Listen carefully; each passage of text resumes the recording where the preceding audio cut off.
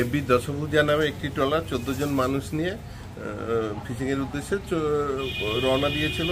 প্রায় বাঘেরচরের নিচে গিয়ে ওরা দুর্ঘটনাগ্রস্ত হয়ে পড়ে এবং পাশাপাশি বেশ কিছু ট্রলার ছিল, সেই সব দুর্ঘটনাগ্রস্ত মানুষদেরকে তুলে নেয় এবং তাদেরকে সুস্থভাবে ফিরিয়ে নিয়ে আসে। কিন্তু ট্রলারটিকে ওরা আনার চেষ্টা করেছিল, সমুদ্রের উত্তাল থাকায় ট্রলারটিকে আনা যায়নি এবং পরবর্তীকালে হয়তো সমুদ্র শান্ত হলে ওদেরকে আনার চেষ্টা করবে।